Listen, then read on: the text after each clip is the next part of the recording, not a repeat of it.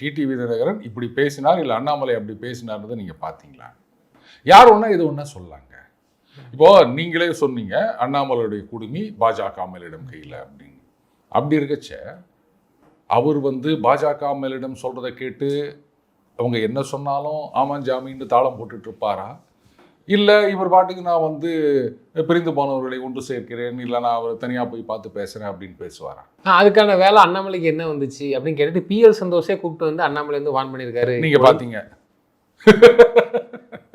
எப்படிங்க இதெல்லாம் கூசாமல் பேசுறீங்க? இல்லை அவர் அப்படி சொன்னார், இவர் அப்படி சொன்னார், ஆளாளுக்கு ஏதாவது ஒன்று சொல்லிட்டு போகலாம். இப்போ நான் கூட சொல்லுவேன், இந்த மாதிரி இங்கே பிஎல் சந்தோஷ் அவர்கள் அண்ணாமலையை கூப்பிட்டு அது ரைட்டுங்க, அது அதிமுகவில் ஒன்றா சேர்றதா சேர்றியா அப்படின்றது அவங்க முடிவு எடுக்கட்டும், என்டிஏல சேர்றதா வானாமா அப்படின்றத நாம தான் முடிவு எடுப்போம். என்டிஏன்றது நேஷனல் லெவல் அலையன்ஸ்.